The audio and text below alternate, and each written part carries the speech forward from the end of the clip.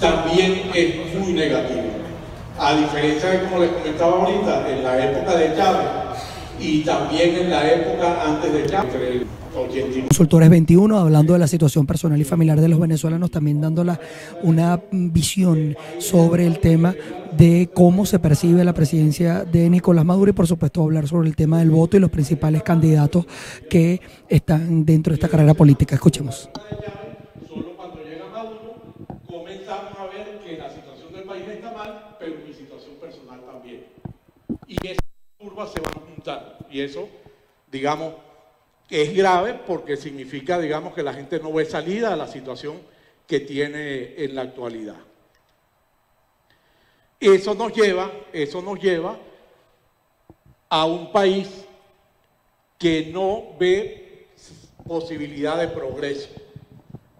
Cuando el 83% de las personas nos dicen, y ahí está la serie desde que la comenzamos, esta serie en el año 2008, nos dicen que Venezuela no está progresando, más bien que Venezuela está estancada o en contracción, que solo el 16% de las personas piensan que el país está progresando, nos da una idea de la magnitud de la crisis que la gente está viendo en el país. Porque, digamos, es una cosa que no solamente se ha mantenido en negativa, porque es verdad, en la época de Chávez, también estaba mayor el número de personas que veían que el país no estaba progresando, que los que veían que el país estaba progresando, pero la diferencia no era tan grande. La diferencia no era tan grande y en algunos momentos, esto es cuando íbamos hacia la elección de Chávez, en el 2012, por la cantidad ingente de recursos, más lo saben los economistas, que le metieron a esa campaña para crear una suerte de espejismo de que el país estaba en una situación mejor. Pero cuando llegó Maduro, eso volvió a crecer a niveles, como vemos ayer, más del 80% de gente que piensa que el país no está progresando.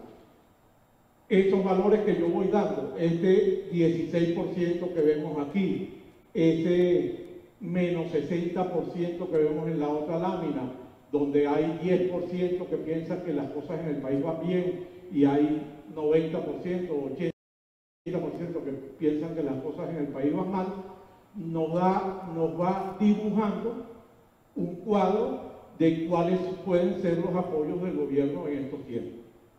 ¿Ok? Porque en general la mayoría de la gente que piensa esto, este 83%, es gente que no está cercana al gobierno.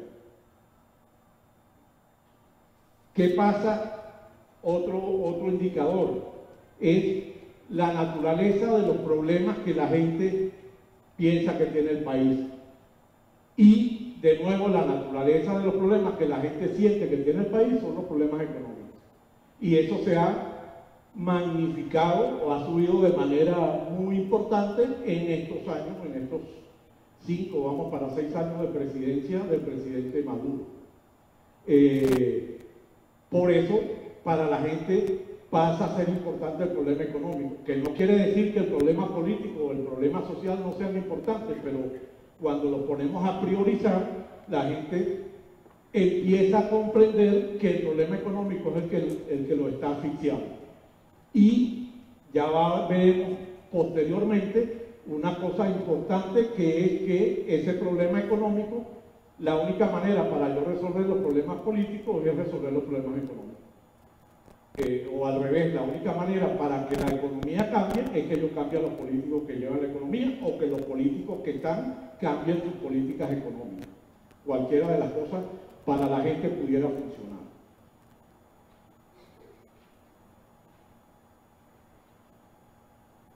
Ese país que vimos, donde la gente piensa que hay una gran crisis, donde la gente está viendo una perspectiva muy mala de lo que es el país, donde la gente ve que no hay progreso, eso que acabamos de ver, cómo lo siente la gente a nivel personal o a nivel psicológico, si se quiere. Y nosotros lo que estamos haciendo desde hace algún tiempo, ya llevamos 2 años en eso, es entregándole a las personas una tarjeta donde hay 10 sentimientos distintos, 5 positivos y 5 negativos, que además están mezclados, una tarjeta circular que no prioriza unos de otros, y le digo a la gente, dígame qué sentimiento tiene usted en este momento con relación al país, y la gente me dice algo, y para tratar de matizar esa primera reacción de la gente le pido un segundo, dígame un segundo sentimiento, una segunda cosa que le viene a la mente cuando de estas que están aquí, de estas frases que están aquí, con relación al país. Y lo que conseguimos es esto, un estado de ánimo de la gente profundamente negativo. El 70% de las personas lo que son es capaces de afirmar o de verbalizar ideas o sentimientos negativos sobre la situación del país. Y hay alrededor de un 30% que afirma cosas positivas. Y aquí lo tenemos de alguna manera, intentamos ponerlo en dimensión. La gente dice estar enojada, la gente dice estar, como vemos allí, desilusionada, angustiada, desesperada y un poquito asustada, pero más chiquito, que son los sentimientos negativos que ponemos. Y hay un grupo de personas que dice ser optimista, agradecido, tranquilo, entusiasmado y satisfecho. Y esto es importante porque si es verdad que estos sentimientos se entrelazan, porque también es cierto que hay alguna gente que es capaz de decir un sentimiento negativo inicial y después me dice otro positivo, porque, bueno, porque trata de equilibrar su psicología, pues. Pero la mayoría de la gente no es así, y normalmente, si yo, y aquí entramos un poco en materia al tema final de esta presentación, que son cómo está eso en estos momentos que vienen elecciones dentro de 2 meses, nos vamos a conseguir que los estados de ánimo son completamente distintos.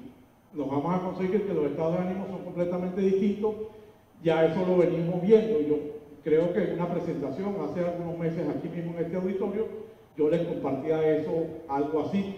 O sea, hay un grupo del país que es más chiquito, que no llega al 30%, en algunos casos es menos del 30%, que es capaz de expresar sentimientos positivos. Y hay un 70% del país que expresa sentimientos negativos. Cuando yo veo quiénes son esos, por supuesto están regados en las regiones, están regados por sexo, edad, etcétera, por la variable sociodemográfica. Lo que los hace romper y diferenciar es si se sienten cercanos al presidente Maduro o al chavismo, o se sienten lejanos al presidente Maduro y al chavismo. Y efectivamente conseguimos que el 70% de la población que tiene sentimientos negativos es la gente que se siente lejana al presidente Maduro, y que ese 30% es la gente que se siente cercana. Si yo tomo a la gente que dice que va a votar en estas elecciones que vienen y les aplico esta misma pregunta, lo que me consigo es esto.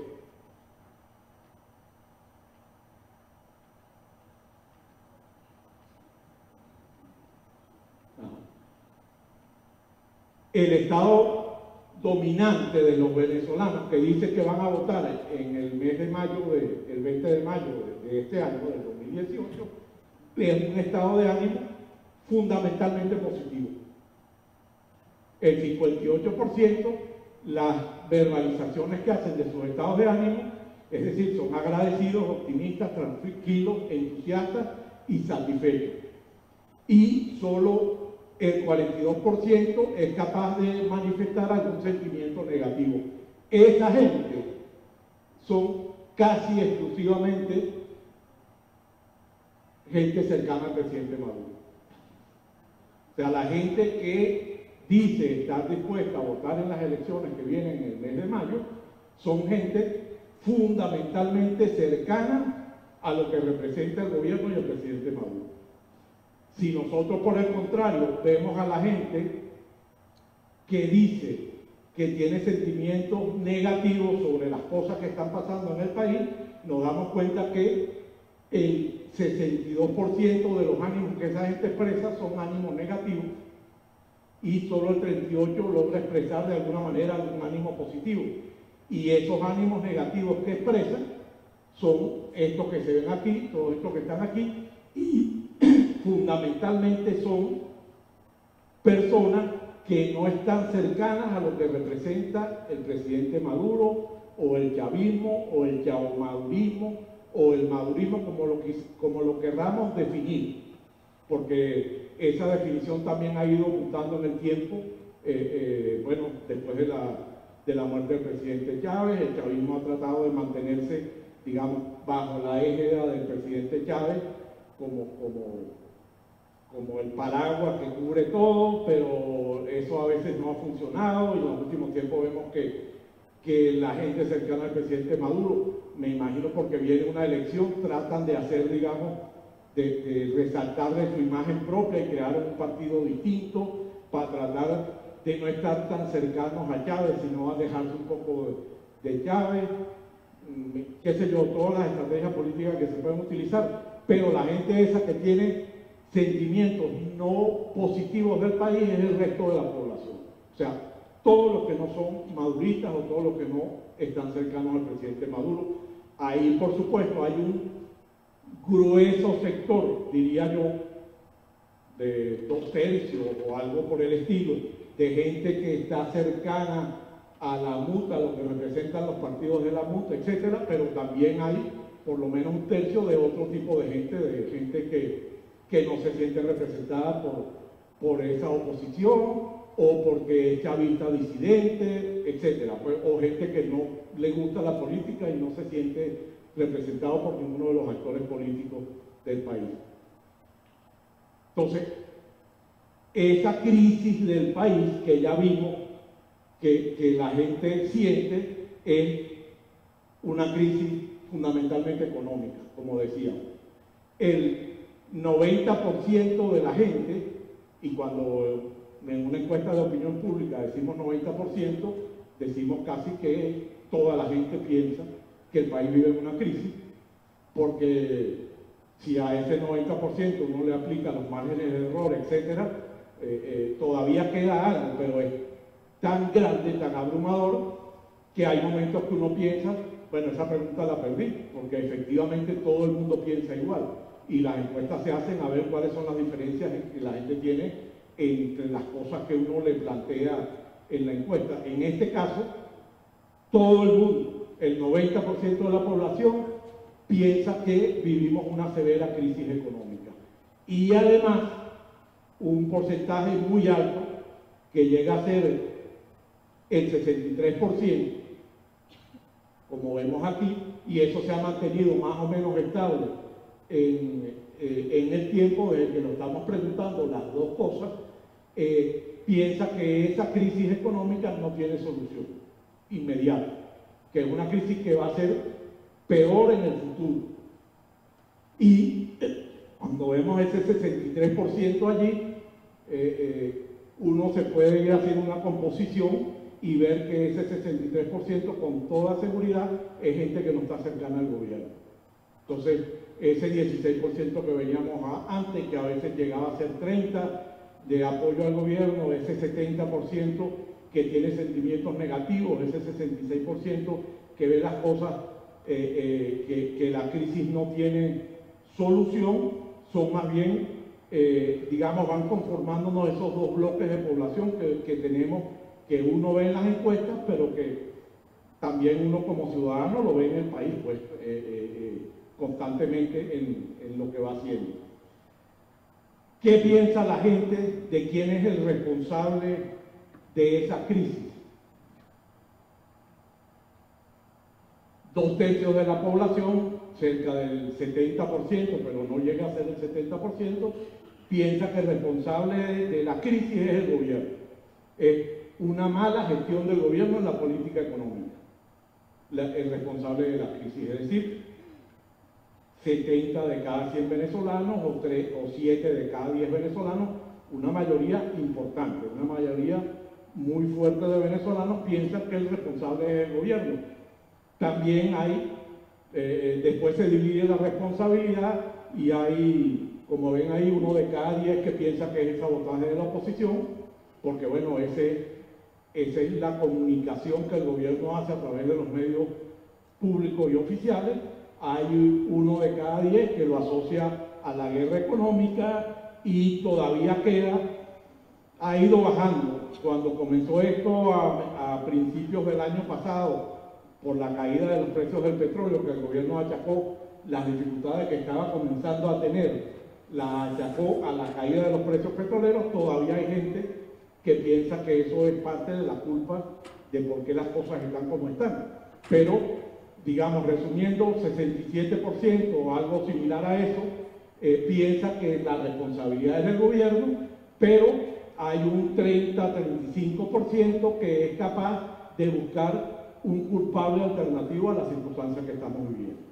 El sabotaje de la oposición, la guerra económica, ahora en los últimos tiempos empieza a desarrollarse mucho y me imagino que en las próximas encuestas eso lo tendremos más, digamos, más claro, las sanciones, etcétera, como responsable de la crisis que la gente sabe que estamos viviendo.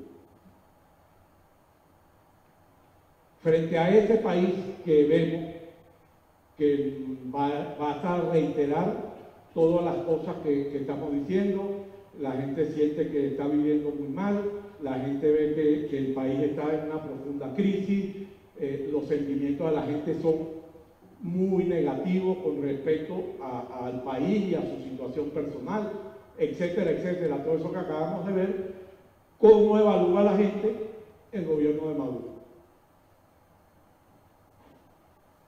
Y aquí de nuevo nos vamos a conseguir, digamos, esa división que el país presenta. Vemos que 7 de cada 10 venezolanos evalúan negativamente la gestión del presidente Maduro. Y yo diría, digamos, en este 7 de cada 10 uno pudiera decir que está siendo condescendiente con el gobierno, porque también pudiera decir, que creo que lo vamos a ver en la lámina siguiente, que escasamente llega al 20 y algo la gente que realmente ve que la gestión del gobierno es buena. Y cuando yo busco quiénes son esos iluminados que piensan que la gestión del gobierno es buena, me voy a conseguir que es el bloque cercano al chavismo de manera completa. Pues, o sea, ahí casi que no se consigue ningún otro venezolano que no esté cercano al gobierno que afirme eso. La mejor evaluación, si uno lo ve por las regiones, la tiene en Caracas. Quizás el impacto, que no es el asunto de esta presentación, pero que yo creo que debe tener algo que ver con eso, de las bolsas CLAP, la región del país donde mejor está organizado el reparto de las bolsas CLAP es Caracas.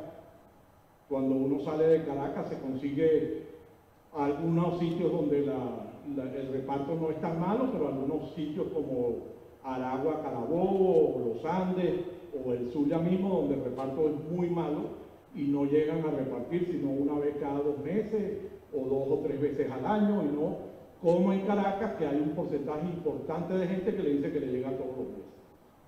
Y eso, con toda seguridad, porque eso es parte de lo que el gobierno busca, incide en la evaluación del gobierno en esto, aunque ese no es el objetivo de esta presentación. Y la región aquí pusimos la región de Aragua, Carabobo, que es la región central, la que pusimos, donde 8 de cada 10 evalúan mal la gestión del gobierno del presidente Maduro. Pero yo eso lo agrandaría hacia la región de los Andes, hacia la región zuliana de alguna manera, donde también la evaluación del presidente Maduro es muy negativa. Lo vemos en esta lámina. Si yo a la gente, a esa pregunta, y aquí lo tenemos desde el 98 o 99, cuando empezamos a medir al presidente Chávez hasta el presidente Maduro, evalúenme la gestión del presidente Maduro entre buena y mala, esto es lo que me da. En este momento hay un 23% que es capaz de decir que la gestión del presidente Maduro es buena, lo que quiere decir que hay un complemento del 77% que dice que la gestión del presidente Maduro no es buena.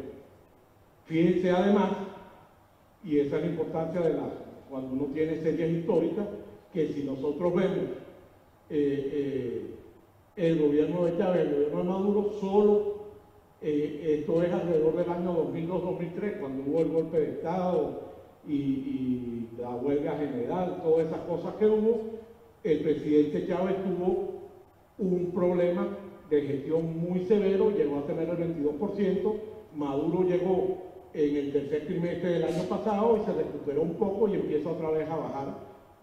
Por los datos que uno ve, yo pienso, yo entiendo a la gente, porque a uno también le pasa, entre sus compañeros, sus amigos, la familia, etcétera, cuando uno dice alguno de estos datos, dice, oye, pero es que eso no puede ser, que este desastre de gobierno todavía tenga tantos apoyos. Eso es imposible, eso no puede ser, pero esa es la realidad, porque yo en particular le doy una importancia muy grande al hecho de la hegemonía comunicacional, que a veces uno desde Caracas, utilizando las redes sociales, teniendo la capacidad de cable y de ver información no solo por los medios tradicionales, prensa, televisión, sino que tiene otros medios, que es verdad que a veces lo que hacen es distorsionar en vez de ayudar el Twitter y todas estas cosas, el Facebook, etcétera. Pero hay zonas y regiones del país que eso no llega, Yo siempre pongo un ejemplo que yo creo que es bien gráfico, que me sucedió hace como 7 meses. Venía con el profesor Gerardo González de un viaje desde Barquisimeto para Caracas, como a las 5:30 de la mañana salimos de Barquisimeto, porque teníamos cosas que hacer en Caracas y no hay aviones que vayan a Barquisimeto en estos tiempos, entonces es un enredo conseguir cómo ir y venir, tuvimos que ir en nuestro carro. Y cuando veníamos por la autopista que pasa por Yaracuy, la Rafael Caldera, que creo que ahora se llama Andresote, porque también le cambiamos los nombres a las cosas, empieza el himno nacional en la emisora que teníamos puesta para llevar algo de música o lo que estábamos viendo. Y me sorprendí que el himno nacional era la voz de Chávez cantando el himno. Y entonces le dije a Gerardo, ven cambiando las emisoras en el himno, y resulta que conseguimos como 12 emisoras en el lapso que duró el himno nacional. De esas 12 emisoras,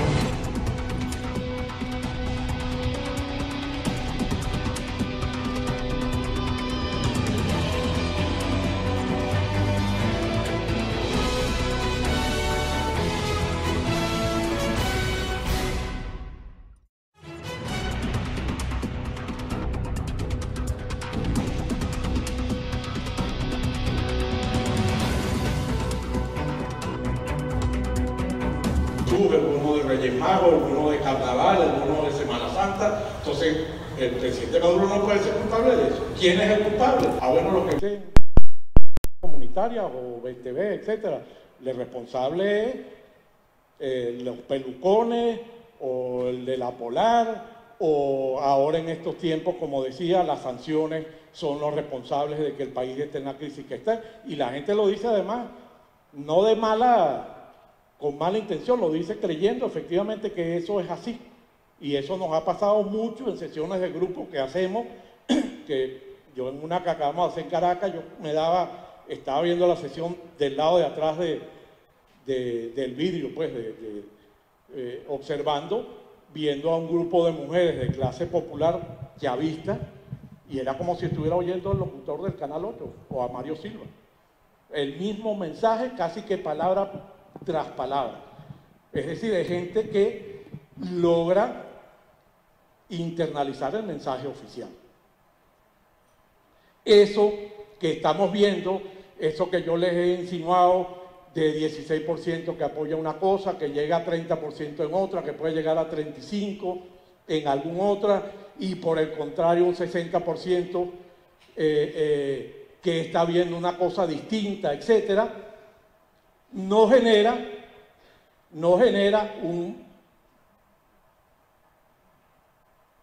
perdón, un país polarizado. Y nos genera un país polarizado que yo creo que esta imagen que conseguimos nos lo refleja bien, porque por un lado está el gobierno con alguna gente y por otro lado está el resto del país, cada uno jalando hacia su lado la bandera. Una polarización asimétrica, si se quiere, en estos tiempos. En otros tiempos no era tan asimétrica.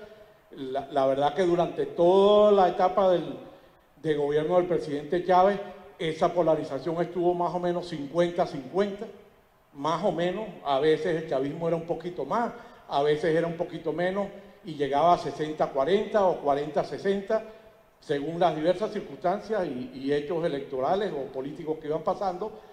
En los últimos 6 años, por lo menos en los últimos 6 años, esa polarización es, si se quiere, asimétrica. O sea, ya hay una mayoría consolidada de población que no le gusta cómo están yendo las cosas en el país, que no le gusta el gobierno, que no le gusta el presidente Maduro. Y eso se ha ido consolidando, es decir, hay una minoría grande, de alrededor del 30%, 35%, 25%, como lo querramos ver, que todavía sigue apoyando al gobierno, pero hay una mayoría mucho más grande, o sea, hay una minoría sí, hay una mayoría grande que ronda el 70%, 60, 65, 70%, que quiere que las cosas cambien.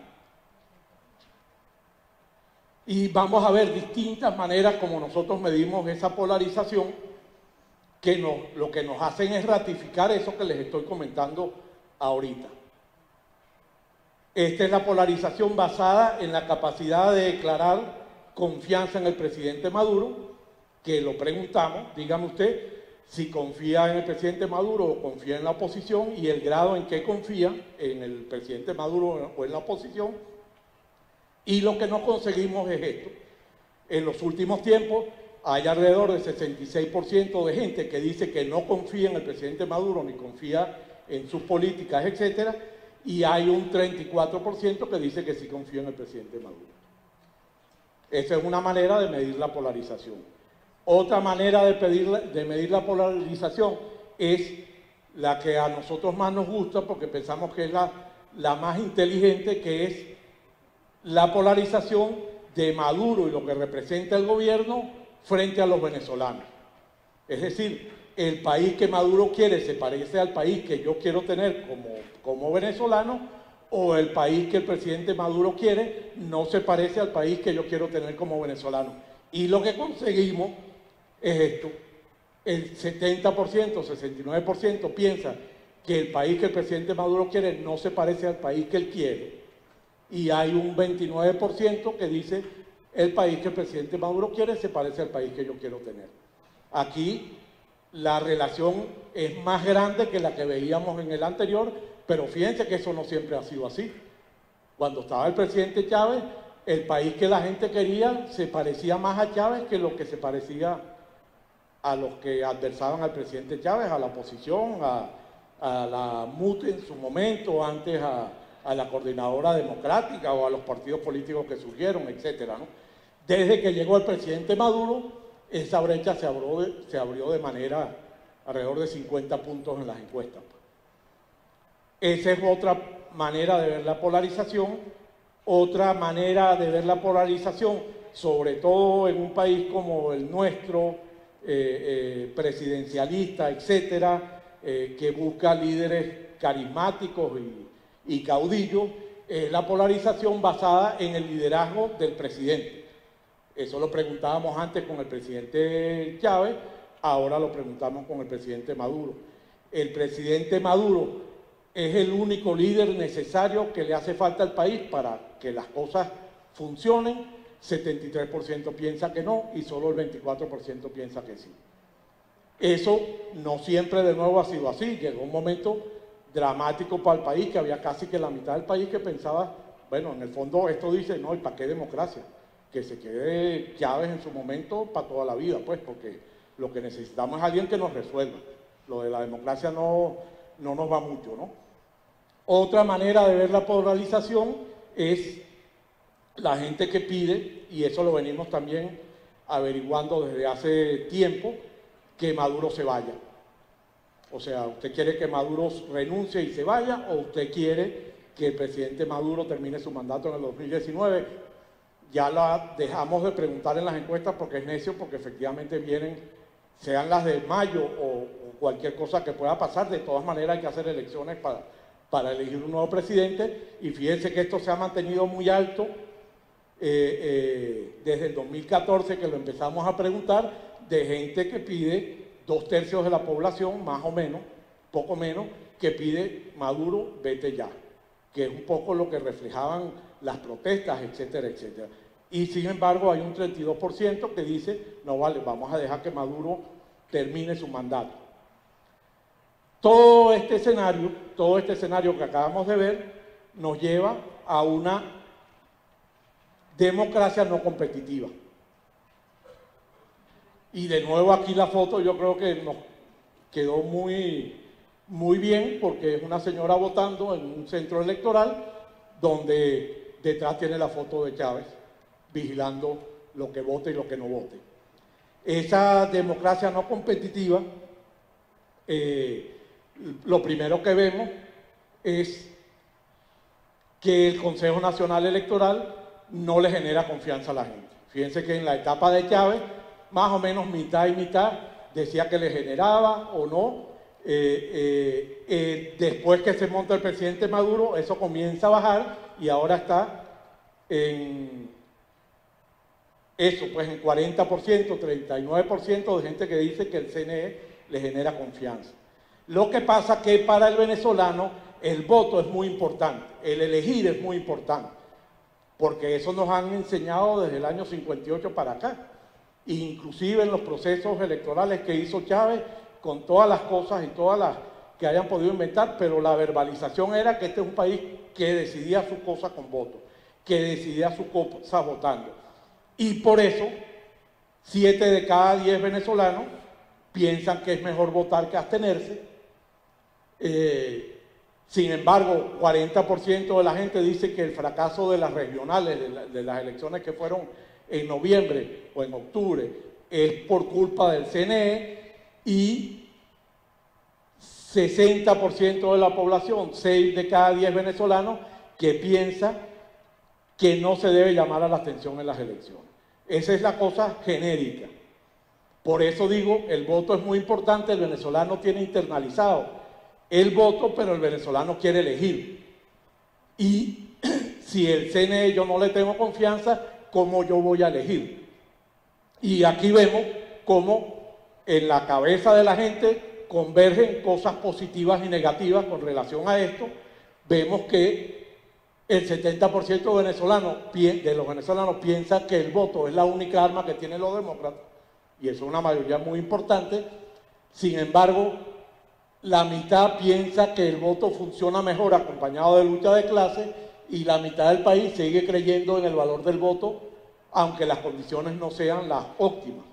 Pero ya es la mitad del país, ya no es todo el país. Pero 6 de cada 10 no confían en el CNE, el 52% opina que dictadura no sale con voto, y el 43% siente que votando no elige. Entonces, todo eso confluye en la mente de uno como ciudadano, y hace que efectivamente haya contradicciones en la decisión de si voy a votar o no voy a votar en esas elecciones que vienen. Porque el elector, y yo creo que particularmente el elector de oposición, quiere votar. Pero para los opositores lo que conseguimos es que 9 de cada 10 opositores no confían en el CNE, y eso es muy grave. 9 de cada 10 opinan que dictadura no sale con voto, porque eso es lo que le dicen. 3/4 del electorado opositor piensa que hay que mantener la protesta en la calle, y 2/3 de los opositores dicen, sin embargo, que seguirán votando aunque les hagan trampa. El problema es que todo, y ya lo vamos a ver cuando terminemos, tiene que ver con el proceso electoral, el cual ya vamos a ir.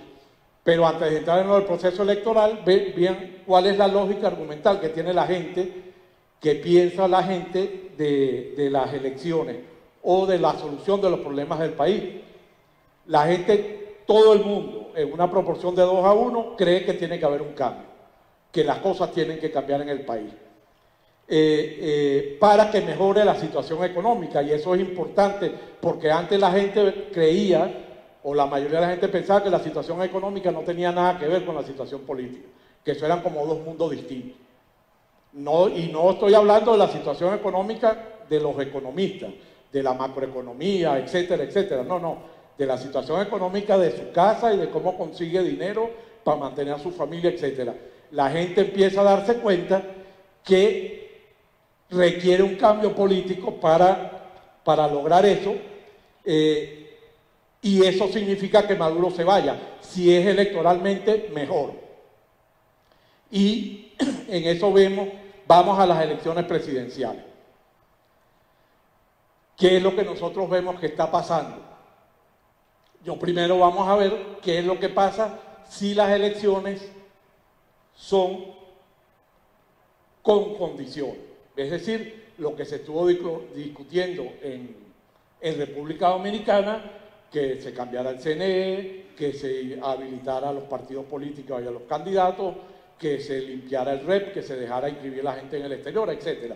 Todas esas condiciones ilegales que en algún momento estuvieron a punto de aceptar por la presión internacional, etc. ¿Qué piensa la gente? En esa condición ideal, que el candidato de la oposición, lo que está aquí de la parte de abajo, en todas estas láminas que vamos a ver, todo lo que está en la parte inferior, es el resultado de todos los encuestados. Y lo que está en la parte de arriba es lo que piensa, en este caso, el 82% de la gente que dice que va a ir a votar. 51-31 ganaría el candidato opositor en esas elecciones generales con condiciones, y entre la gente segura de ir a votar, que es el 82%, ganaría 55-30, es decir, todavía con 25% de diferencia.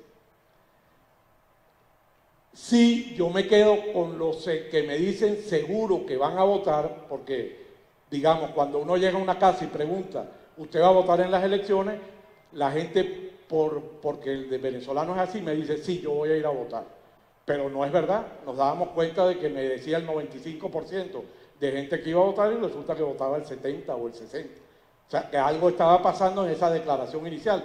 Nosotros en el tiempo lo hemos ido modificando y tenemos alguna manera de rebajar eso. En este caso es el 40% que me dice, 43% que va a ir a votar con seguridad en esas elecciones. Es muy bajo. Eso debería estar alrededor del 70%. Pero todo el halo de lo que se ha producido en estos tiempos llega a que la gente siga teniendo desconfianza. Sin embargo, ahí el candidato opositor ganaría 50-35. O sea, todavía ganara de manera cómoda la elección. Nosotros somos la de la tesis que en este sistema electoral no competitivo, con todas las dificultades que tiene, el candidato opositor no puede ganar por menos del 10% para de verdad ganar la elección y poder cobrar. Porque hay una serie de cosas que van más allá de las máquinas de votación, etcétera, que hace el gobierno con toda la utilización de la fuerza electoral, que no permiten que con una diferencia tan corta se pueda ganar. ¿Qué pasa, por último, qué pasa con los que no votan, que es este 18%, porque había 82% que me decía que iba a votar? Ahí sigue ganando en mayoría el elector de oposición, 36-34 con relación al elector, al candidato del gobierno. El resto que pasa es la gente que definitivamente dijo que no iba a votar y además no escoge ningún candidato. Eso es lo ideal. El problema es que estas elecciones que tenemos ahora vamos a tener una cosa distinta. Estas son las elecciones del 20 de mayo. Si yo a la gente le pregunto, ¿usted va a ir a votar el 20 de mayo? Me voy a conseguir que el 55% de la gente me dice que va a votar. En una elección normal, eso debería estar en el 90% de la gente que de arranque me dice que va a ir a votar. ¿Ok? O el 80%. Aquí está en el 55%, o sea que está muy bajo. Y sin embargo, el candidato opositor gana, gana 56-30 en la población general, pero en ese 55% que me dice que va a ir a votar, pierde 55-30. O sea, se invierte. Aquí está ganando con 56% de los votos, pero cuando yo me quedo con los electores que me dicen con algún nivel de seguridad que van a ir a votar, ya empieza a perder 55-30. Si yo me quedo solo con los que me dicen con plena certeza que van a ir a votar, y en estos tiempos eso está alrededor del 30% de la población, basta pensar que si uno decía que el 30% de la población era chavista, pues esos son los que están votando. Esos son los que están votando. Ese 30% allí está ganando el candidato Maduro 58-38 al candidato de oposición. Estos datos son en los días que los terminamos de recoger, previos al lanzamiento, ya se había lanzado, pero ya la encuesta estaba en la calle, a la candidatura del señor Falcón. O sea, por eso no tiene verbalizado un nombre de candidato.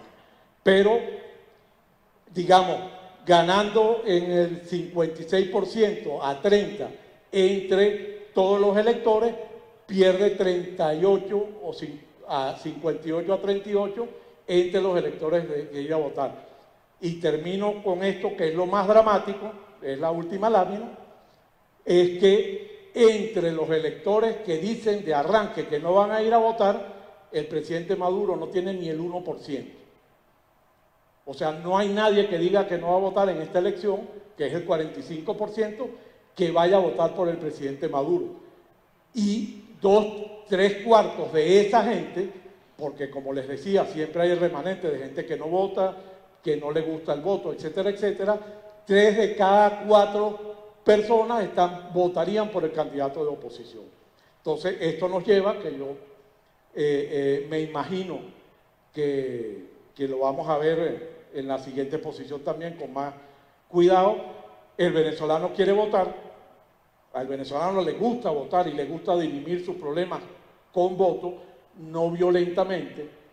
Por eso las marchas y manifestaciones funcionan hasta cierto punto, pero la gente cree que hasta ahí llegó su participación, que su mejor participación es el voto. El problema es que las circunstancias ha llevado, y el gobierno, yo creo que eso es lo que ha llevado a que, como no hay condiciones, no digo óptimas, condiciones para una elección semicompetitiva que de alguna manera respete algunos principios, la gente dice, no, ¿para qué voy a ir a votar si yo no estoy votando pero no estoy eligiendo? Entonces, eso es lo que se nos da. La gente quiere votar, pero la gente que en realidad se va a votar, se va a movilizar a votar, es fundamentalmente el núcleo duro del chavismo. Por eso hay gente que dice, y no le falta razón, que no es una elección lo que vamos a tener, sino una interna del chavismo, o un plebiscito interno entre el chavismo, a ver si el presidente Maduro se queda o no. Y eso es dramático para el país. Eso es dramático para el país porque, digamos, no hay otra manera, porque todo lo demás son cantos de sirena. No, es que todos estos días yo he oído, y me imagino que ustedes también, no es que los militares, no es que fulanito, es que dicen, ahora es un teniente coronel, pero es que ya tenemos años en eso y eso pareciera que no funciona. Lo del asunto internacional sí como que estuviera funcionando, sí que no, y es la única presión que tiene el gobierno de verdad, porque le interesa legitimarse hacia afuera. Y el hacer unas elecciones sin condiciones, lo que va a hacer es legitimar al presidente Maduro, que actualmente está legitimado, porque actualmente es el presidente de todos los venezolanos electos y que reconoció todo el mundo en el 2013. Unas elecciones en estas condiciones pareciera que no van a ser tan legitimadoras de la candidatura del presidente Maduro. Y esos son los datos que yo quería compartir con ustedes en esta mañana.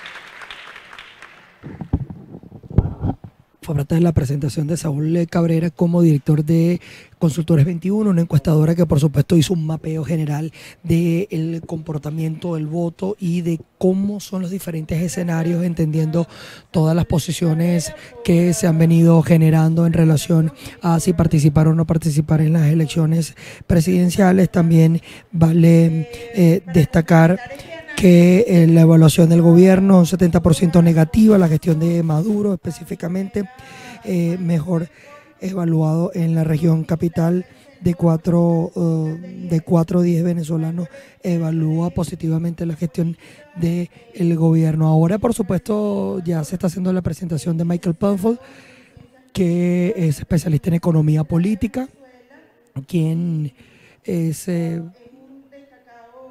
egresado, por supuesto, de la Universidad Central de Venezuela y también está compartiendo académicamente con diferentes universidades en el exterior.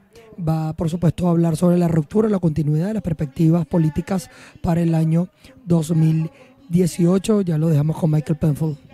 Para 2018. Le agradecemos mucho a Michael doblemente porque está aquí con nosotros con una situación familiar complicada, pero bueno, siempre firme aquí con el deber.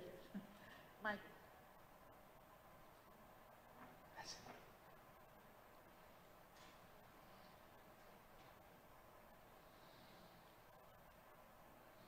Bien, muy buenos días. La verdad que es un verdadero gusto poder compartir con ustedes en la mañana de hoy y además con mis colegas Mariano del Alba y Saúl Cabrera, a quien admiro y respeto muchísimo, con una larga trayectoria analizando la opinión pública venezolana. Y lo que quiero hacer es básicamente compartir con ustedes un complemento, un análisis a partir de los temas de opinión pública, pero también a partir de la situación objetiva, material, que enfrentan los venezolanos sobre cuáles son los escenarios que se abren, sobre todo de cara a la potencial elección del 20 de mayo, y digo potencial porque tampoco es implausible pensar que esa sea una fecha movible y que vaya cambiando en el tiempo en la medida en que la situación en Venezuela también se vaya modificando.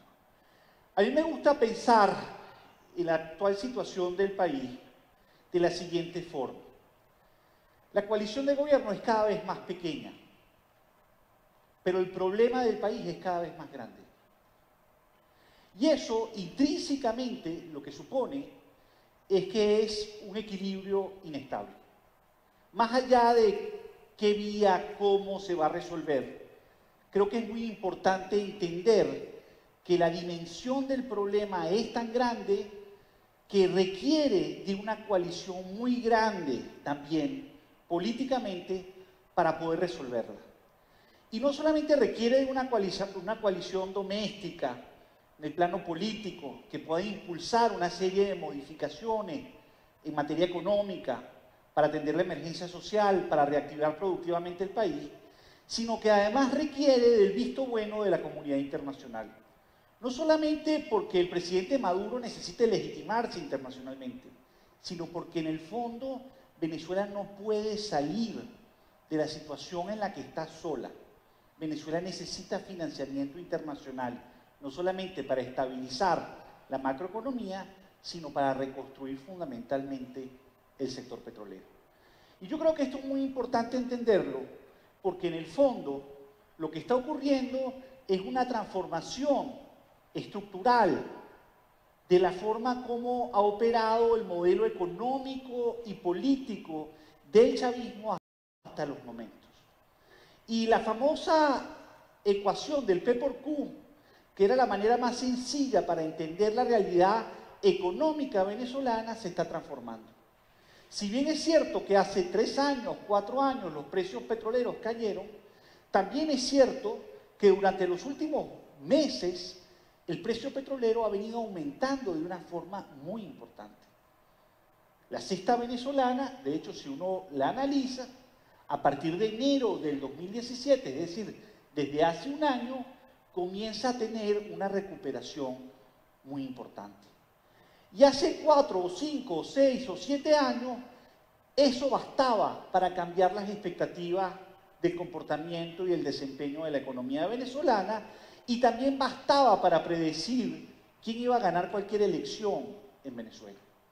Saúl acaba de describir algo que hasta el 2013 operaba a la perfección.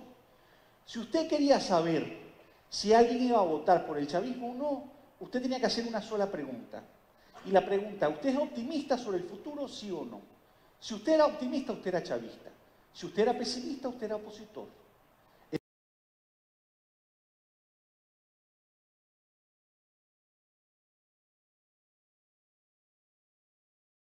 Es decir, la correlación venía dada por ese precio petrolero que en el fondo tenía una implicación en cuanto al ingreso de Venezuela. Pero lo ha dejado de tener, y lo ha dejado de tener porque lo que caracteriza la situación en Venezuela en este momento es una caída en la productividad petrolera como no hemos visto jamás en la historia petrolera del país. Es decir, muchos dicen, no, es que estamos a nivel de la producción que teníamos en 1950, hoy, sí, pero nunca hemos visto una caída tan rápida como la que estamos viviendo en este momento en la historia de Venezuela. Es decir, la crisis es fundamentalmente una crisis que está vinculada a una ruptura en materia de productividad en el sector petrolero. ¿Por qué? Evidentemente responde al colapso económico y a los controles de cambio que en el fondo fueron deteriorando la competitividad de PDVSA, y también el deterioro de la inversión en CAPEX y en OPEX de PDVSA a lo largo de estos últimos 4 años, de una empresa que privilegió fundamentalmente el pago de deuda, de su deuda financiera, sacrificando la inversión necesaria para poder estabilizar su producción. Ahora, y eso además opera en el contexto de una industria petrolera que tampoco puede levantar en el largo plazo los fondos para poder crecer, porque esa industria petrolera hoy tampoco tiene acceso a los mercados financieros internacionales. Y eso supone una situación tremendamente compleja, porque en el fondo lo que estamos viendo es el final de PDVSA como operador petrolero. ¿Por qué? Esta es la producción actual de Venezuela. Buena parte se nos va pagando deuda en China en barriles, deuda con Rusia, atendiendo el mercado doméstico, Petrocaribe, lo poco que estamos dando, Cuba, al ALBA, pero en el fondo, una vez que tú descuentas todos estos flujos, lo que te quedan disponibles son 72.000 barriles. Pero cuando incluyes la deuda financiera, la empresa no tiene caja. Es decir, la empresa en el fondo necesita, para poder cubrir ese déficit financiero, poder acceder a un mercado al cual no tiene acceso, que es producto precisamente de esa crisis económica que estaba describiendo al principio. Y eso lo digo porque muchos pensamos, esto se puede extender mucho más. Sí, pero esto ya sobrepasó el límite. Es muy fácil hace 4 años decir, no, es que el límite ya estaba, hace 4 años era evidente, ¿sí? Pero hace 4 años el gobierno y PDVSA todavía contaban con activos que podían liquidar para financiar un modelo que era claramente insostenible. Pero hoy la capacidad de liquidar activos y de financiar ese modelo básicamente está totalmente liquidado. Y eso plantea, a mi juicio, un límite material a la situación política venezolana. Y creo que hay que partir de allí para poder realmente ver si Venezuela va a poder o no resolver la situación actual que está enfrentando. Pero por si fuera poco, también estamos sujetos a una presión internacional tremenda. Somos un país que está sujeto a sanciones. Eso es algo que ocurre en Corea del Norte, ocurre en Irán, ocurre en Cuba y ahora también en Venezuela. Y esas sanciones, particularmente para un país como el nuestro, que es un país petrolero, son particularmente importantes. ¿Por qué? Porque en el fondo cualquier industria petrolera es una industria intensiva en capital. Es decir, al final del día tú no puedes operar sin acceso a esos mercados financieros, no hay forma. Y lo que hacen esas sanciones en el mediano y largo plazo, fundamentalmente, es limitar el acceso de Venezuela a los fondos que necesita, no para comerciar. PDVSA puede comerciar, importar y exportar. Lo que PDVSA no puede hacer, en el fondo, es levantar fondos, porque no es creíble, pero además porque ya no puede, para poder estabilizar e incluso crecer la producción. Pero corremos el riesgo que esas sanciones escalen y que incluso esas sanciones que hoy son fundamentalmente sanciones que limitan la capacidad de la República y de PDVSA de reestructurar su deuda, a que pasemos a tener sanciones de carácter comercial. Es decir, que ya no son simplemente sanciones que van a limitar nuestra capacidad de levantar esos fondos o de liberar los fondos que necesitamos, sino que además van a limitar la capacidad de la República y de PDVSA de importar y exportar. Y eso, por ejemplo, en la situación actual de PDVSA que acabo de describir, es tan delicado que cualquier sanción, no importa cuál sea, la que ustedes quieran, de carácter económico, el impacto marginal de esas sanciones básicamente termina de liquidar esa industria petrolera tal como funciona hoy. ¿Por qué? Porque, por ejemplo, si uno limita, que es algo que han venido estudiando quienes, países como Estados Unidos, quienes apuntan a sancionar, por ejemplo, la importación de diluentes, Venezuela cada vez es más dependiente de esa actividad importadora para poder mezclar crudo pesado y poder reexportar, y eso básicamente podría afectar 250.000 barriles de producción adicional. Eso básicamente es casi el 20% de lo que actualmente estamos produciendo. Si el impacto marginal de esto es gigantesco, dada la debilidad estructural en la que ha quedado la industria petrolera venezolana. Y eso, si uno le añade el potencial embargo, pues el impacto de eso es aún mayor. Ahora, entonces ahí la primera pregunta que uno se hace es, esto lo podemos, o sea, vamos a suponer que Maduro se queda, o que viene otro presidente y decide mantener el actual modelo. No pensemos en cambio, es decir, vamos a pensar en un escenario en el cual digamos, mira, yo me estoy religiendo para dejar esto que tenemos hoy. ¿Lo podemos pagar? ¿Es financiable eso hoy? Y la respuesta a eso es no, y voy a explicar por qué. Venezuela, vamos a asumir la siguiente situación. Vamos a asumir el peor de todos los escenarios. Es decir, un escenario donde la producción petrolera continúa cayendo a la misma velocidad que cayó el año pasado. Vamos a suponer que los chinos dejan de ser generosos con Venezuela y a partir de abril deciden no posponer la moratoria sobre el pago de los intereses que tenemos nosotros actualmente con China, y tenemos que volver a mandar más barriles para poder pagar esos intereses. Entonces, si nosotros asumimos eso y asumimos que no vamos a mantener las importaciones alrededor de 14.000 millones de dólares este año, las necesidades de financiamiento son, aún con un barril que está cerca de 60 dólares la cesta venezolana, es decir, en un escenario optimista, nosotros vamos a necesitar 12.000 millones de dólares para financiar esto que tenemos.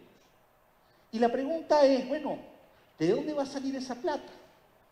Pero digamos, antes de entrar a contestar esa pregunta, digamos, no, vamos a suponer que las cosas van un poquito mejor. Vamos a suponer que en un escenario en el cual se mantiene estable la producción petrolera, es decir, que no cae, pero los chinos se nos ponen duro, ¿verdad? Los chinos se nos ponen duro, y el barril, en el mejor de los casos, es de $60, mantener este modelo sigue siendo de 9.000 millones de dólares. 9.000. Y vamos a suponer el mejor de todos los mundos, es decir, a lo que siempre apuesta el gobierno, que es a la fortuna, a la suerte. Y vamos a suponer que un escenario donde se mantiene la producción y los chinos son condescendientes. Y los chinos extienden esa moratoria.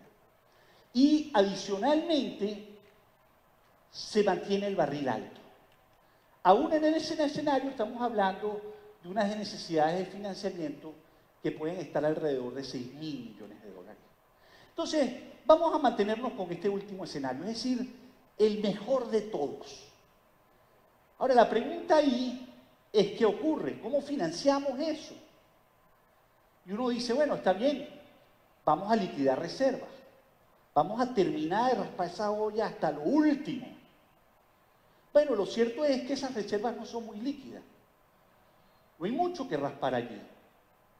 Tengo que certificar reservas de oro, tengo que, para poder certificarlas, para poder liquidarlas, cosa que no he hecho con la totalidad de las reservas en oro que tengo, y mi posición líquida en reservas básicamente no cubre un mes de importaciones en Venezuela. Es decir, para el gobierno comenzar a liquidar reservas implica básicamente deteriorar y hacerse mucho más vulnerable de lo que es actualmente.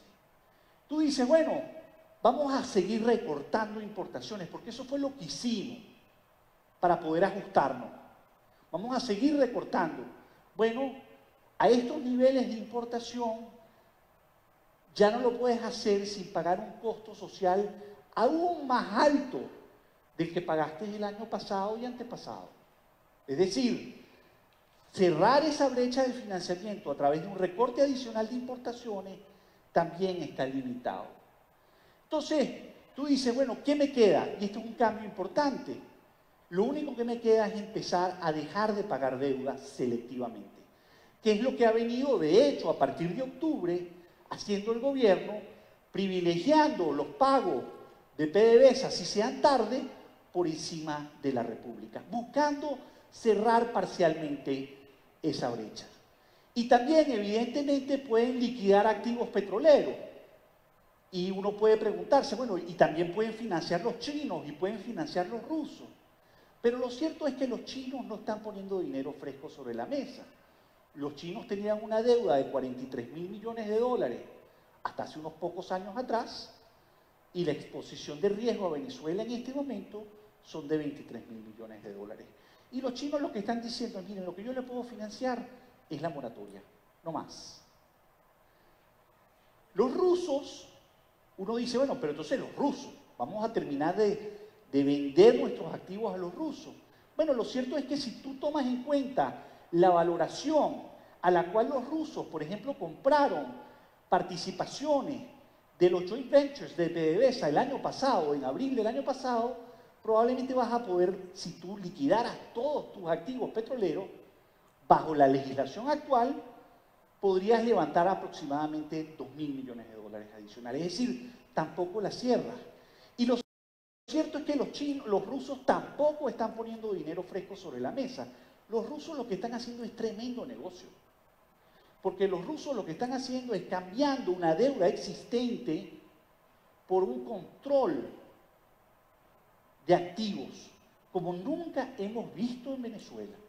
Es decir, la operación de la perla, tal como se materializó en Venezuela hace unos meses atrás, es un activo donde la República y PDVSA cede, bajo la ley de hidrocarburos gaseosos, el 100% del equity de ese activo.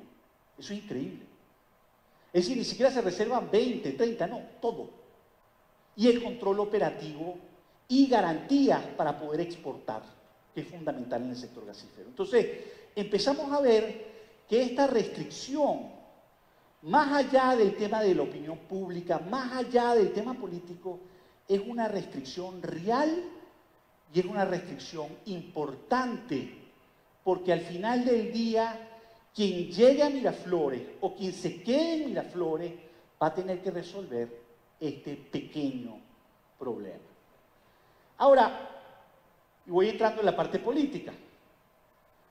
Lo cierto es que ese ajuste que ha venido haciendo Venezuela a través de un recorte de importaciones, lo que ha hecho es destruir la capacidad productiva del país.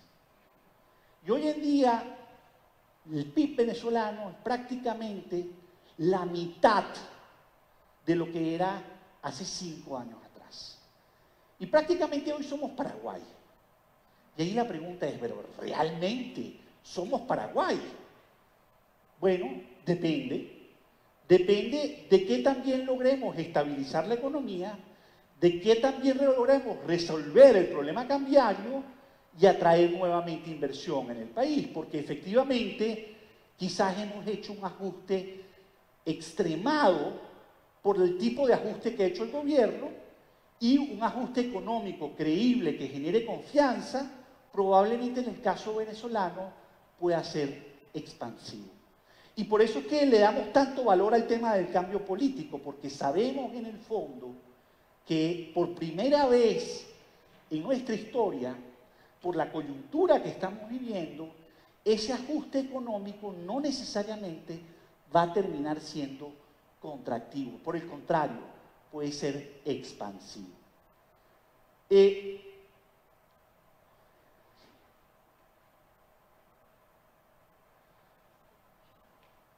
Pero todo eso viene a operar en un contexto hiperinflacionario que se ha venido acelerando a partir de octubre. Esta es la hiperinflación intermensual, que básicamente nos lleva ya a una inflación de 5 dígitos anuales. Ahora, lo que dice Saúl es cierto. En una democracia normal, el voto castigo opera. El voto de bolsillo opera. Es decir, no conocemos en situaciones normales un presidente que con estas características, que ha destruido el poder de compra del venezolano al reducirlo a una fracción de lo que era hace 10 años atrás, no hay forma que ese presidente podría o debería repetir en la presidencia. Es decir, nadie es tarado. Pero la pregunta es, ¿por qué ocurre eso? Pero esto también es un telón de fondo. Porque, señores, hay una razón por la cual los pocos países llegan a la hiperinflación. Hay una razón por la cual la hiperinflación es un fenómeno absolutamente excepcional. Y la razón es que, perdónenme la expresión, hay que echarle un cerro de bola para poder llegar a eso. Es decir, hay que realmente estar, pero afanado en hacerlo mal para poder llegar a esa situación. Y hay que tener mucho talento para eso. ¿Okay? Entonces, Venezuela está allí, está en esa situación límite. Está en la situación límite porque es infinanciable el modelo actual, y además está en una situación límite porque socialmente es insostenible el equilibrio económico actual en Venezuela. Voy a entrar en el tema político, pero me parece muy importante entender el background económico para poder visualizar realmente si estamos o no estamos frente a una coyuntura crítica. Si estamos o no estamos frente a un equilibrio que luce absolutamente inestable por sus características financieras y económicas. Estos son los eventos sociales. Yo he escuchado a mucha gente decir, no, es que aquí nadie protesta, aquí nadie hace nada. Mentira. Mentira. La situación social en Venezuela es gravísima, todo eso lo sabemos, pero la gente está protestando. Y cuando uno analiza los saqueos, los eventos de saqueo, vemos un ciclo muy importante. Y es muy cíclico, y tiene que ver con el comportamiento de la inflación, esos ciclos. Pero además, vemos que en enero del 2018, esos eventos llegaron a su pico más alto. Trujillo tiene 3 días ardiendo hace una semana atrás. Mérida también. ¿Quién se enteró? Es decir, la protesta ha sido invisibilizada en Venezuela. Pero no solamente ha sido invisibilizada en Venezuela, sino que el gobierno en lo que es muy efectivo es en lograr contener la expansión de esa protesta. Es decir, contener el efecto de la caja de resonancia que puede tener un evento de protesta en Valera, para que no pase a Valencia, para que de Valencia no pase a Maracaibo, La Victoria, y que de La Victoria no pase a Caracas. ¿Okay? Entonces está muy bien contenido. ¿Y lo contiene cómo? Lo contiene a través de los clubs, es decir, rápidamente atacar el problema que surge y a través de la contención que las Fuerzas Armadas pueden ejercer. Pero esto es una situación de desgaste. Sostener esto políticamente es un desgaste. Puede que lo hagan, yo no digo que no, pero ¿a qué costo? Y es un desgaste institucional muy importante. Esta es la diferencia de las protestas y de los eventos de saqueo entre enero del 17 y enero del 18. Miren la diferencia. Entonces, de modo que los venezolanos sí están protestando. De modo que los venezolanos sí están reaccionando a esa realidad. ¿Y qué ocurre? Bueno, el gobierno sí ha ideado unos mecanismos, fundamentalmente 2. El primer mecanismo es el CLAP, el segundo mecanismo es el carnet de la patria. El mecanismo del CLAP es particularmente efectivo para promover la participación electoral de quienes reciben ese beneficio y sobre todo es muy efectivo para contener esta situación. Ahora, lo que es interesante es el efecto del carnet de la patria, que es algo que yo he documentado desde el momento en que surgió. Y para hacerles el cuento corto, lo que implica el carnet de la patria es hoy cerca del 68% de la población tiene acceso a ese carnet. ¿Okay? Pero lo que es más interesante es que si usted es opositor, si usted es chavista, usted le dice a la encuestadora, Saúl le dice, yo soy chavista, con todas las técnicas que él tiene para descubrir eso. Y le dice, y le pregunta, ¿y usted tiene el carnet de la patria? Sí, yo tengo el carnet de la patria. Bueno, la probabilidad que esa persona salga a votar y vote por Maduro, indistintamente de su evaluación sobre la gestión económica de Maduro, es del 95%. ¿Ok? Es efectiva, muy efectiva. ¿Por qué? Porque hay coerción o no, porque hay condicionamiento, por los puntos rojos, es un debate. Pero el resultado de ese carnet es ese. Ahora, usted dice, no, yo no soy chavista, yo soy opositor. Ah, muy bien. ¿Y usted tiene el carnet de la patria? Sí, yo tengo el carnet de la patria. Claro, si no me muero del hambre. Si no, no puedo asegurar mi acceso a la vivienda. Si no, no puedo asegurar mi acceso a ciertos servicios públicos, el gas entre ellos. Entonces, ¿y usted por quién votaría? Bueno, yo votaría por la oposición.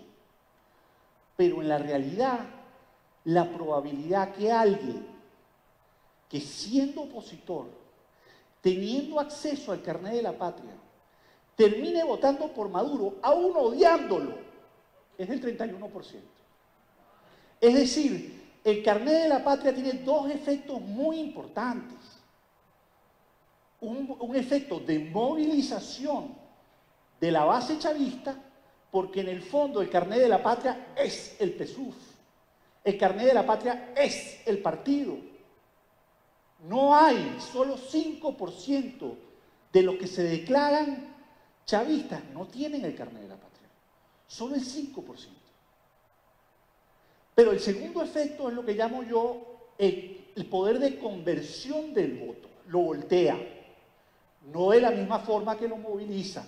No es el mismo efecto, pero es significativo. ¿Okay? Mantengan ese dato allí en mente, porque para mí estas son las famosas condiciones. O sea, aquí hemos estado debatiendo sobre Tibisay, no Tibisay, sobre las auditorías, sobre Smartmatic. Bueno, está bien.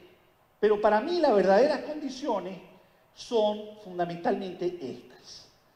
Y esto se da además en un momento en el cual la evaluación de Maduro en el mes de febrero, finales del mes de febrero, por primera vez, después de haber aumentado esto que está aquí, señores, y esto lo puede corroborar Saúl, es fundamentalmente el carnet de la patria. Arrancó en agosto. Arrancó en agosto y empezó a escalar, subió a 27 puntos. ¿Qué pasó aquí? La hiperinflación. Es decir, el retorno de esa inversión en el carnet de la patria, de las transferencias directas en un ambiente hiperinflacionario, es cada vez menor.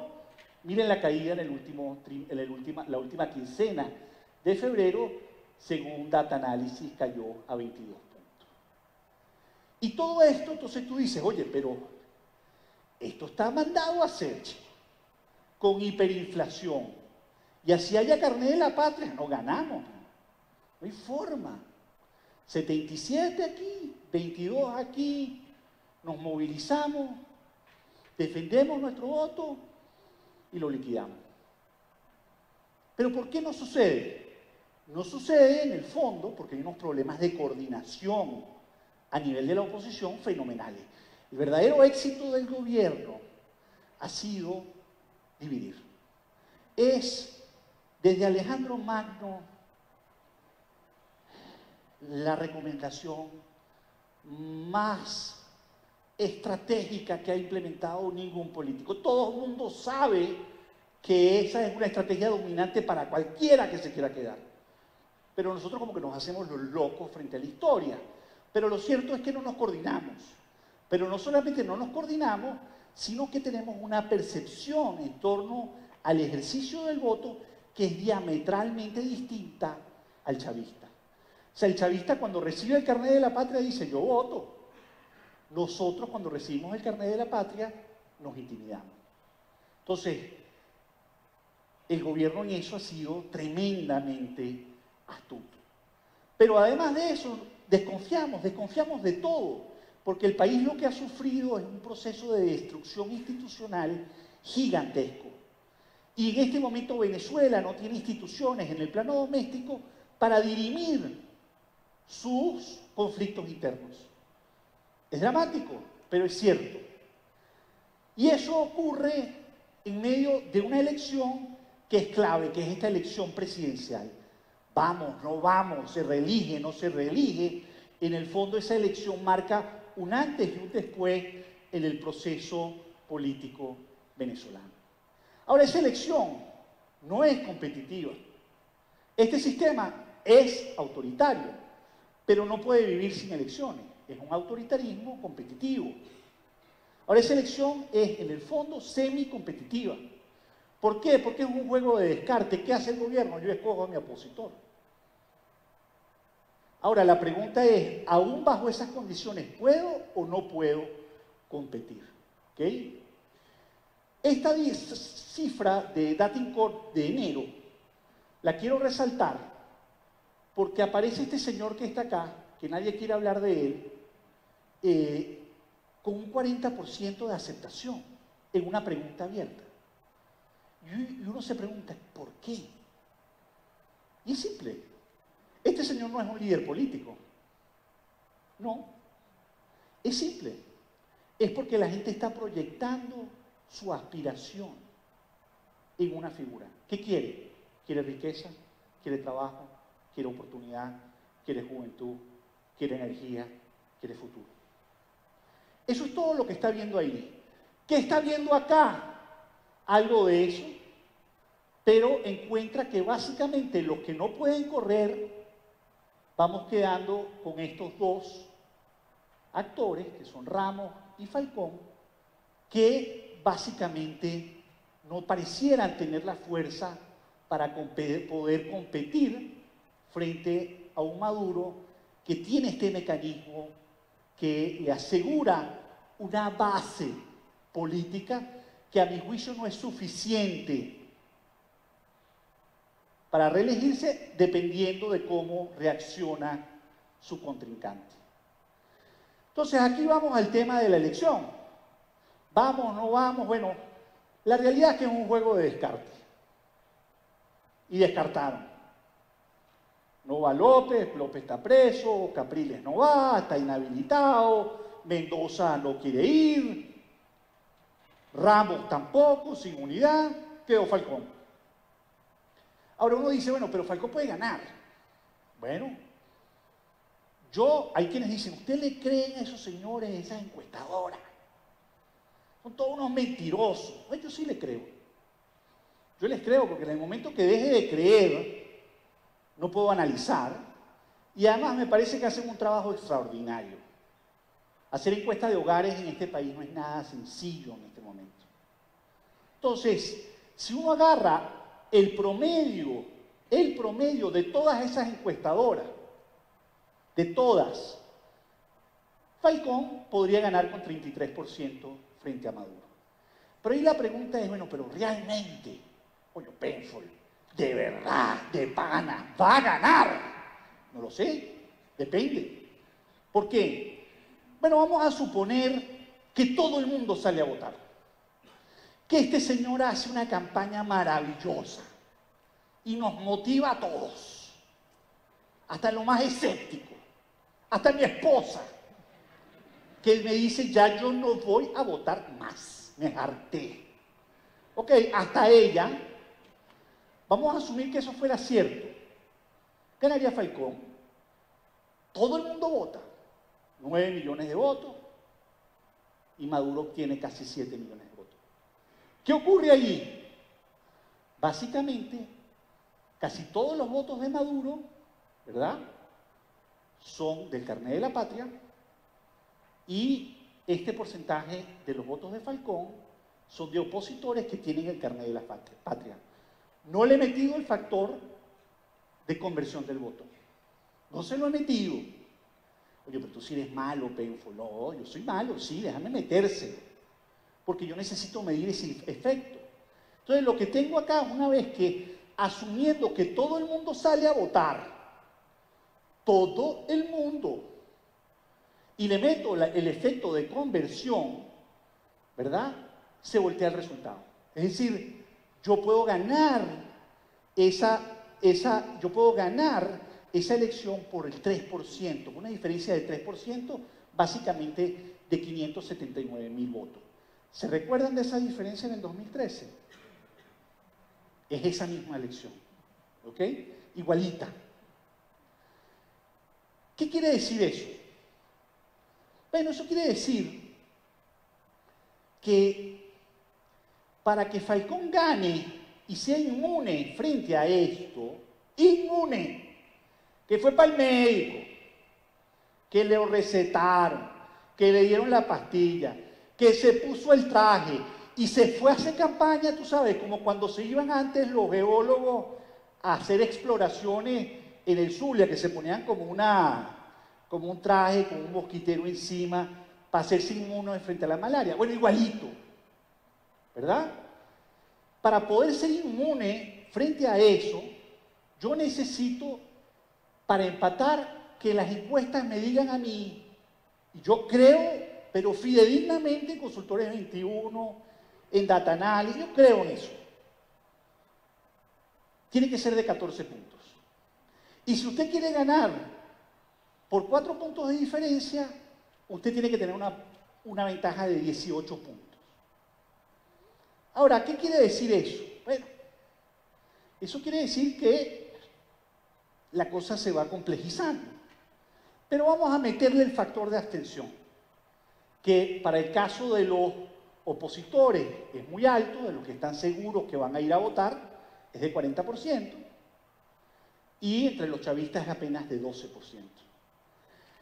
Si yo le metiera el factor de abstención de aquellos que dicen que están seguros de ir a votar, no el niñito, ¿sabe? La amiga de mi esposa que dice, ay, yo no sé, pero sé. No. La que está segura, que se está restiada con ese voto, aún incorporando esa abstención y asumiendo que no hay efecto de conversión, Falcón gana. Claro, listo, mira, gana, cerradito, pero gana. Gana con un poco más de 1,5 millones de votos. Ahora, cuando le meto el efecto de conversión del voto del carnet de la patria a esa abstención, otra vez me gana por 5 puntos con una diferencia de 500.000 votos. ¿Qué me está diciendo este ejercicio? ¿Qué me está diciendo este ejercicio? Señores, al final del día, aquí hay dos maneras distintas de ganar esa elección. Yo no estoy discutiendo si hay que ir a votar, no hay que ir a votar. A mí la verdad que esa discusión me aburre tremendamente. Pero independientemente de lo que usted considere, lo que a mí esos datos me están diciendo son dos mensajes muy sencillos. La primera, bueno, si usted tiene una estrategia que logra movilizar a su base opositora, usted tiene un chance. Es decir, no es la abstención el problema, que es mi discusión de hace meses aquí en Venezuela. Todo el mundo dice, no, es la abstención. No. El problema es la movilización del voto, que es diferente. Si yo logro movilizar, me meto en la película. Entonces la pregunta es, ¿podrá Falcón movilizar? ¿Podremos movilizar sin unidad? Y ahí no le he metido la pregunta sobre si del blindaje. ¿Podremos proteger el voto? ¿Ok? Ahora esa es una vía. Una segunda vía es decir, no vale. Déjame aumentar la diferencia. Es decir, déjame lograr que el voto castigo se materialice y que la diferencia, que actualmente es de 8 puntos, pase a ser de 16 o de 18. Y me meto en la película, indistintamente de cuánta gente salga a votar. ¿Qué quiere decir eso? De algo de lo cual nuestros queridos amigos, los encuestadores, no van a poder hablar porque no depende de ellos, no depende de la opinión pública, depende de la campaña. ¿Qué tan buena va a ser esa campaña? ¿Va a conectar o no va a conectar? Entonces, al final del día eso es una verdadera pregunta, porque es una campaña de más de 2 meses. Hace poco estaba escuchando a Luis Vicente decir algo que me sorprendió. Y él dijo, miren, en la elección del 2013, la diferencia entre Maduro y Capriles era de 22 puntos a favor de Maduro. El efecto Chávez. En un mes lo cerró. En un mes. Ese es el efecto de la campaña. Es una buena campaña, puede tener ese efecto, pero no sabemos si eso va a ocurrir o no. Voy cerrando. Vamos a tener cambio en Venezuela. Miren, voy a ponerlo aquí. Ustedes me dicen a mí, ¿cuál es el escenario individual? Individual. ¿Qué es más probable? Es bueno, sí, vamos a esa elección el 20 de mayo y la probabilidad que perdamos es alta. Pero en el agregado, cuando uno ve los otros escenarios, en el agregado todos esos escenarios son más altos que ese escenario individual. ¿Qué quiere decir eso? Otra vez, que El grupo es pequeño, pero el problema es grande, es decir, es inestable. Cualquier equilibrio ahí es tremendamente inestable. Ahora, ¿por qué es inestable? Por las condiciones económicas, porque la hiperinflación plantea un límite político a la viabilidad de este equilibrio actual. Segundo lugar, yo no tengo dudas que el gobierno va a tratar de ir a unas elecciones semicompetitivas, anótenlo. No puede ser de otra manera, por las características del sistema político actual. ¿Qué esperan? Que sea perfectamente competitivo. ¿Cuándo? ¿Dónde? En ese momento la discusión será otra. ¿Qué me garantizas a mí para entregar el poder? ¿Cuáles son mis garantías? ¿Okay? Pero el gobierno va a tratar de ir a esa elección. Ahora, el gobierno va a poder superar ese límite dependiendo de nosotros, de qué tan movilizada está la sociedad. La responsabilidad es nuestra. Si no está movilizada, no vamos a poder salir. Por la vía que ustedes quieran, pero es nuestra. El timing. Miren, aquí podemos hacer una disertación. En la Guerra Fría había una cosa que llamaban los sovietólogos. Es una disciplina, por cierto. En Estados Unidos, uno hacía el PhD en Relaciones Internacionales y yo tenía unos colegas en su momento que eran especialistas en la Unión Soviética. Y esos sovietólogos se las pasaban viendo aviones, viendo declaraciones, interpretando a un general que picaba el ojo. Era tremendamente... Bien, son parte de las consideraciones que da hasta ahora Michael Penfold como especialista en economía política en todo este foro que se está realizando en el IES, donde se está analizando, por supuesto, la perspectiva 2018, por supuesto, el tema económico muy vinculado al tema político electoral y las diferentes consideraciones, una reestructuración de la deuda venezolana que es inevitable por su voluntad política.